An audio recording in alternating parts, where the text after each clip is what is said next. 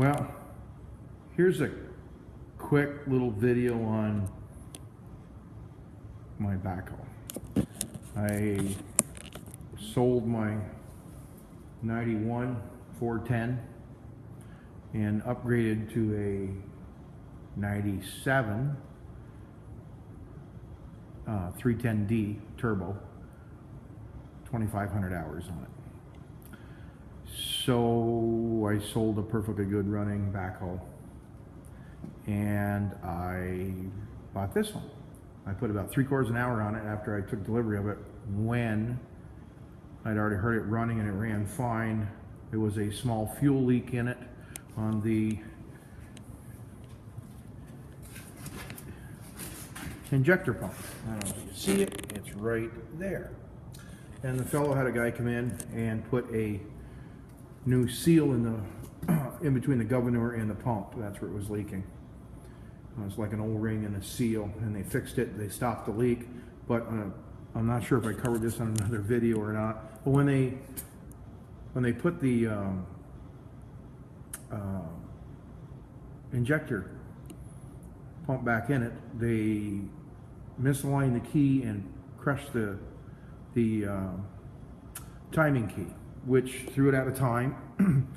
They bled the injectors, they couldn't get it to run, and then they put about 3 cans of ether to it to get it to run, which they did get it running eventually, and it didn't run good. They had to adjust the pump. They turned it all the way, they advanced it all the way to make it run. It acted like it was a tooth off.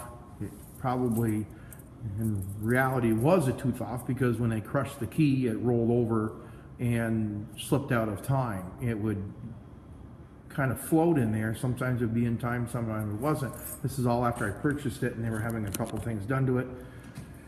So, not sure if you can get a good view of this, but no pistons, no head. Pull the sleeves out of it. Number 2 cylinder was not firing. And we thought maybe because the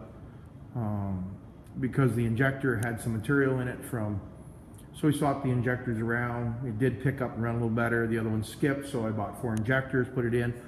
Made a huge mistake. I did not pull a compression test on that at that point. Number 2 cylinder continued to fire, but didn't make a lot of heat.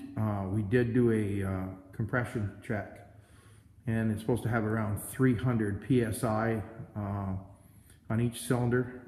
300 to 350. They all had 350 except number 2, which had 70 pounds. We oiled the cylinder, fired it again, rolled it over and checked it, and we got 260 out of it.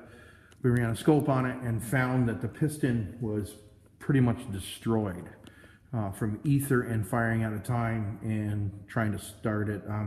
Just detonated the top of the piston. Actually blew, I don't have the piston with me, it's in my car, and I'm going to go out and get it right now, but it basically took the top 2 rings off the piston, cracked it in about 1,000 places around it. Did not hurt the base of the engine. No material in the screen on the oil pump. Absolutely nothing in the oil pan. The oil pan was clean.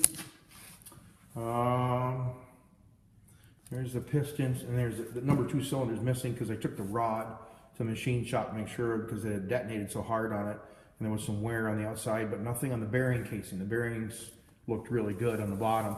So basically I'm doing an in-frame on this upgrade machine that I just bought. So I upgraded myself to a better machine, and now I'm doing some better work on it.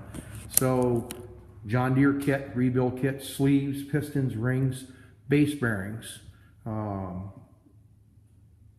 Had sent the head up to the local machine shop I've always dealt with. He checked it all over. He found that the particles, after they had detonated, had gone through the other valve train and had adhered themselves in on top and on the sides of the valves. So I ended up replacing 8 exhaust valves and 3 intake valves. They've been seated, they've been reground to factory specs and head planed. It was in the washer when I was up there today, so we'll pick it up Monday. hopefully the other kid will be in here Monday. We can put the sleeves back to it. So in about 7 or 8 hours, we can have it running, and hopefully this is the end of my upgrade for the machine. It just been a nightmare. Sell a perfectly good running machine, upgrade to a better machine with just 2,500 hours on it. We were planning on putting some new tires on it, because those are the original tires. They're a little weather checked. There's some new ones on the front. But after this, and it's not snowing out, we're going to stay with just the in-frame this year and get by with the tires that are on it if we need to load snow or push snow. Right now it's 41 degrees, and our foot of snow that we had is leaving us as we speak, and it doesn't look good for the whole week. Not crying the blues, but when you make your living pushing snow, you kind of need some snow. On the other hand, the furnace that we installed is working flawlessly. This is one upgrade that went really well. It keeps my garage around 65 degrees. We've only burned a couple cord of wood so far. It seems to be doing very well. I think it's 56 in here. We had a fire in here this morning. I didn't put the fire back in this afternoon. So a lot of the plans I had to do this winter, working on the rat rod, working on a bunch of things, are kind of on hold because my money is now in this. So I'll try to do a video of the start after we get it back together and I get everything primed and everything put back together. And I got to put break-in oil in it. There goes the furnace. It just came on. Huh, still got some heat coming out of it. So I'll try to show a video of that. We're going to put break-in oil in. We have to use all John Deere antifreeze and their components to make sure that the warranty on the sleeves and the pistons are good. I have to follow their specs. So I do have a John Deere mechanic helping me on this to make sure the tear down was fairly easy. Going back together is what we want to make sure everything. So he's coming to roll the bearings in on the crank for me, and also to we're going to make sure we get the sleeves in, the pistons in right, and get the torque specs right down on the head. And hopefully that is the end of my nightmare on my upgrade machine. Okay, well, have a good night. Hey, I'll probably try to shoot a cold start on my sander truck. It's sitting outside. It is a 97 Ford F350. It has a Power Stroke in it. I've probably seen it in some of the videos. It's got a stack on it. We pull trailers with it, gooseneck trailers and stuff. I have my sander on it right now.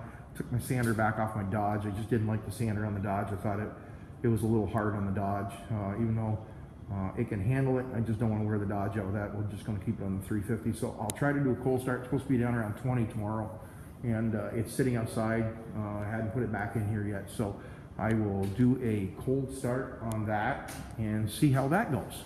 So have a good night. Think snow.